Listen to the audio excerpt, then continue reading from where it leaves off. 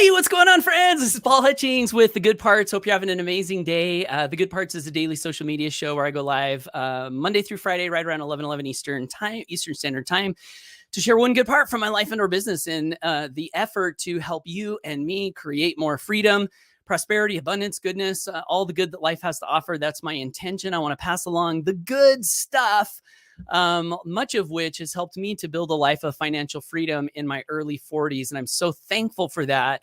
I also feel that part of my responsibility with that blessing is to be a good steward of that freedom and be a light and an emissary and try to pass along the things that helped me to get to where I'm at. So that's a little bit behind the show. In today's Good Parts, I'm going to be answering a question that came to me from one of my friends, longtime friend. I've actually known Chad Ogstedt. I hope I'm saying your name right, Chad, for I think about 10 years.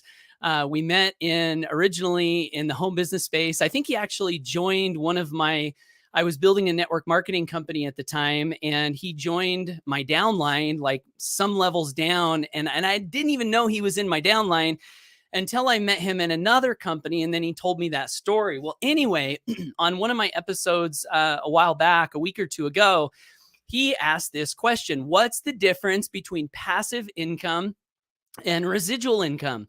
And Chad, although I didn't respond to that comment, I've been thinking about it ever since. And in today's episode, what I want to do is share my unique perspective on the differences. And along with that unique perspective, I want to share a couple of pitfalls, things that I believe and perceive to be pitfalls, that hopefully, if you become aware of these, you can avoid these pitfalls and win your freedom faster, which is my goal. I want to help people be free as fast as possible, but do it through principle-centered leadership. So that's the topic for today. If you're excited, comment "I'm excited" below. If you're tuning in live, let me know who you are, where you're plugging in from. If you're catching the replay, do me a favor and hit #replay. That helps me to know who's tuning into these episodes. And it also, of course, helps me because it shows the algorithms that, hey, Paul's, moving and grooving. People are liking what he's throwing down, and I appreciate that. So Nick Romani says hello from South Smithtown, West Virginia. Hello, Nick. Good to see you. Bill Rizlov says good morning. Hey, good morning, Bill. Bill Fever says good morning. Good morning to you, Bill Fever, the Fever, Nick likes to call you. Bill Rizlov says excited. Awesome. I'm excited too. I think this is valuable information. Bill says, I'm always excited when you teach. Yay. Thanks so much, Bill. Nick Romani says, I'm always excited to see your lives. Yeah, I'm always excited to do my lives. They give me energy. I love connecting with you, Nick, and everyone who tunes into these. Kevin Coe says live, Washington State. Hey, Kevin, thanks for tuning in from Washington. Geo says, happy Monday fun day. I like that. It is a fun day to be alive, isn't it? Thanks for that, Geo. Great little phrase. Chase Swift says, excited from Colorado. Awesome. Hey, Chase. Good to see you. How are your Good Parts episodes coming along? I haven't had the time to go check, but I'm curious to know if you're still doing those.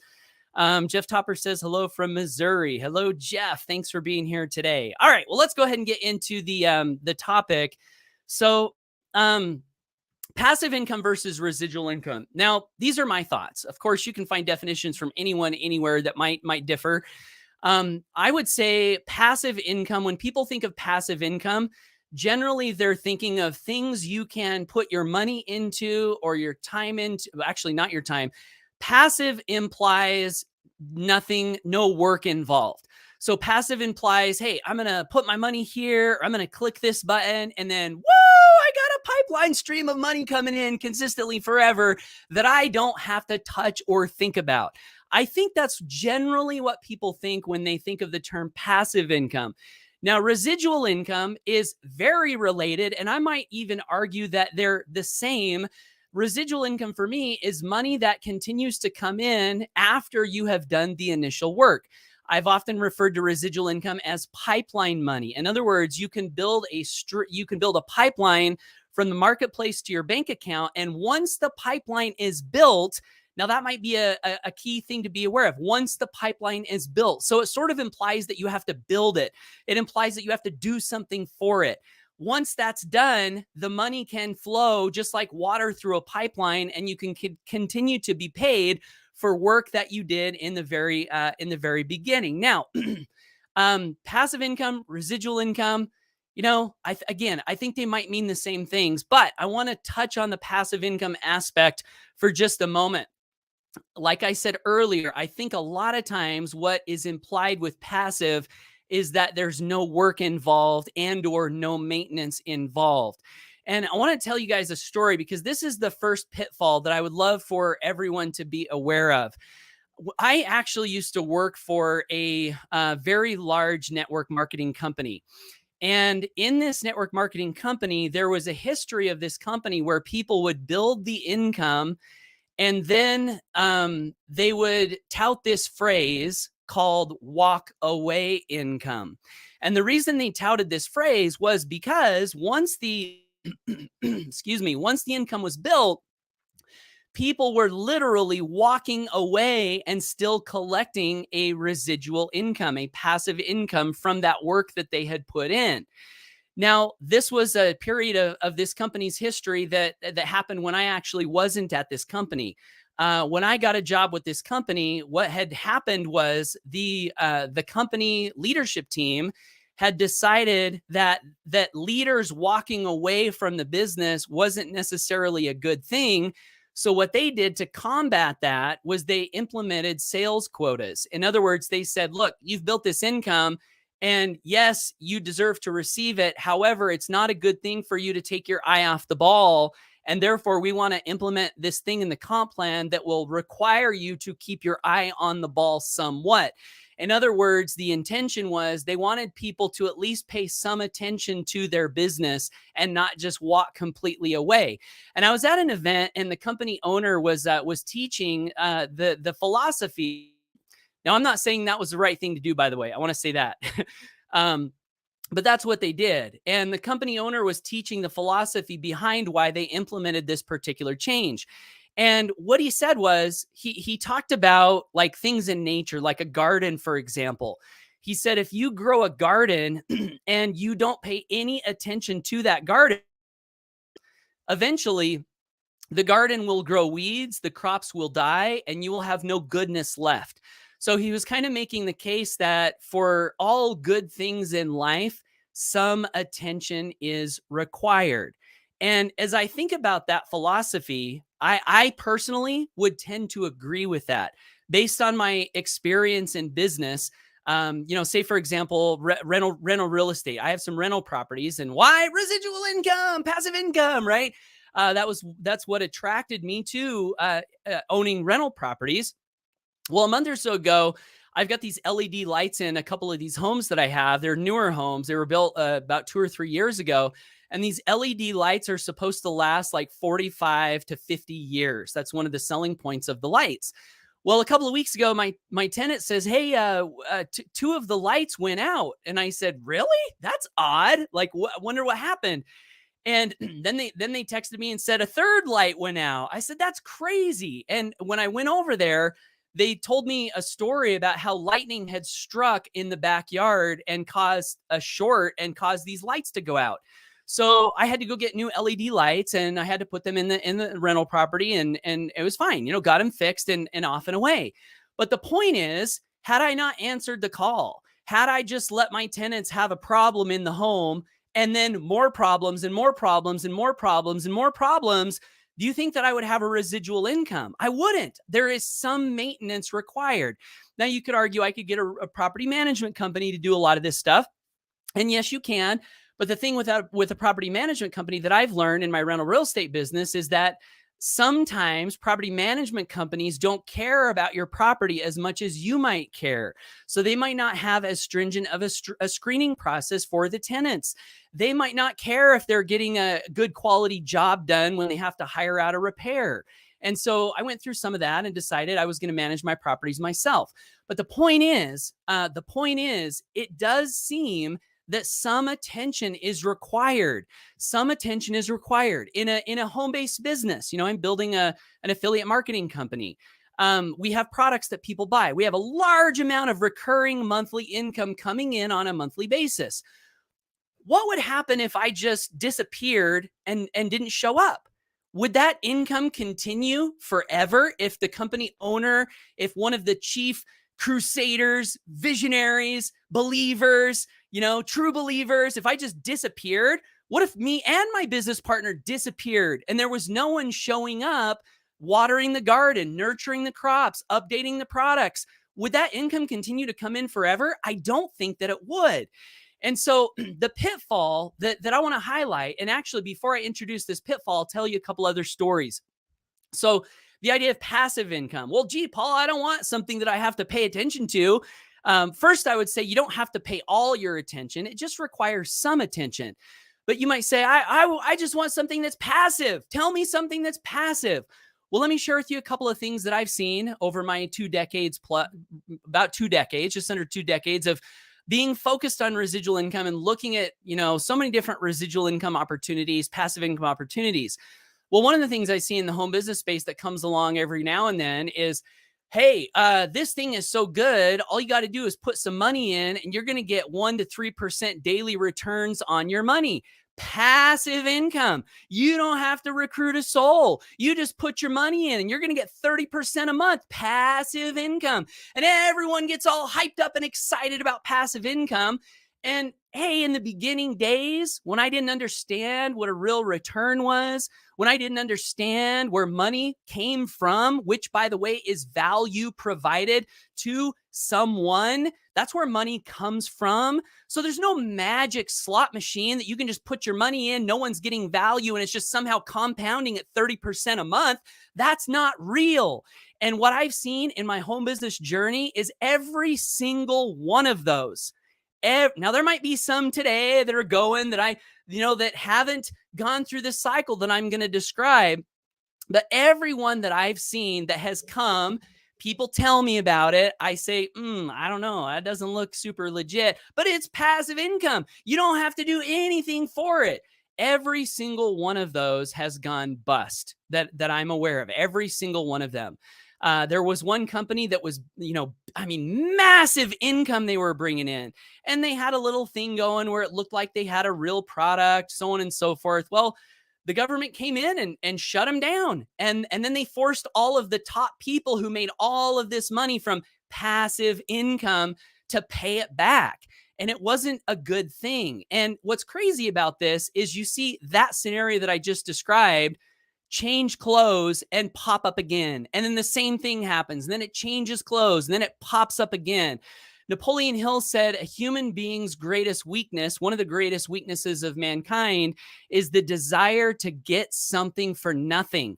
So the caution that I would throw out with this term of passive income is anytime someone is showing you something that requires no work, no skill, no management, no maintenance. In other words, you just put your money in and you kick back at the beach. Anytime that message comes along, I would say be extremely, extremely careful. Are there legitimate opportunities where you can do something like that? The best one that I could think of is maybe a CD. A CD right now is paying like 4 or 5%. You could put a big chunk of money in a CD. And for as long as that interest rate stays good, odds are relatively high that would be a passive income investment that might be relatively safe. Stock market. Well, gee, can I just invest in mutual funds? Well, yeah, you sure can. But guess what happens with the stock market? Up, down, up, down. Ask anyone who's got a lot of money in the stock market right now.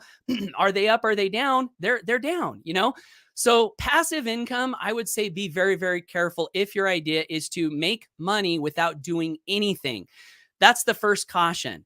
I prefer residual income, leveraged income, which to me implies that there is work involved in the creation of the income stream, but also that once the work is done, there is still some sort of connection, relationship, management required, consciousness, put on that thing so that it continues to do well. I think that's a better way to look at growing a residual income. So the other thing that I wanted to pass along is, when I first got started, I used to think, I just want to make a bunch of passive income and then that way I won't ever have to work again. And what I've learned over my journey, and in fact, I saw a Twitter post the other day where this guy was talking about how once all of your financial needs are met, the next problem you face is finding meaning and purpose in life. And I found that to be true as I grow in age and as I've accomplished certain things, like I've won my financial freedom. What do I crave now? I crave meaning. I crave purpose. I crave contribution. I crave a sense that my life is mattering, that's making a difference to people, that I'm helping people, that I'm adding value to the world. So all of this to say that I don't know that it's a good desire to just have a bunch of money and then never add any other value to the world in a business sense for the rest of your life. I don't know if that's a good desire, because I think you're going to be missing something if you're not at least involved in your enterprise in some way. Now, it's not to say you got to spend 8, 10, 12 hours a day. In the beginning stages of my business, I spent a lot more time than I spend today. Nowadays, it's summertime, we got the kids home, we're taking vacations, and I'm working about 1 to 2 hours a day. And I can do that from the road.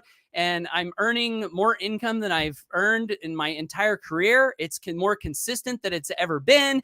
So I'm working less and I'm earning more, but it's leveraged, meaning I'm still plugged in. I still care about it. I'm not just abandoning it, hoping that no weeds are going to grow. So the two pitfalls, again, number one, the desire to get something for nothing. I would avoid that from a philosophical standpoint. And then also the desire to, well, I guess it's the same thing, right? Like build something that you then have and then you never have to touch for the rest of your life. I would say if your goals are freedom, leverage, service, and you're planning and intending on being there in some degree for the long haul, that builds trust in people, which is very, very vital, I think, for residual income. And the trade-off for you is you get a sense of purpose, you get a sense of meaning, you get a sense that you're still continuing to add value to the world while you're collecting a residual income that's growing your freedom. So, long answer to a short question, but those are my best thoughts on the topic. And Chad, I hope that was valuable to you. Feel free to disagree with me in the comments below, everybody. I'm open to ideas. I know I don't know everything. I know I have not seen every passive income idea in the world. I do know, though, that I've tested some different things and I've got burnt. Every time I've tried to get money without doing anything, it has not turned out to be a profitable venture. So I think the safest path to long-term prosperity is continual service. In fact, here's a good phrase. Last phrase I'll pass along, and then I'll check the comments. We've got a bunch of comments coming in. So thanks everyone for the comments. The last phrase I'll pass along. If you want to earn a residual income, you must be providing residual value. You must be providing residual value. I think that's a really good phrase. I mean, even if you think about products that people buy, like let's take your cell phone. This is a common one people use to talk about residual income.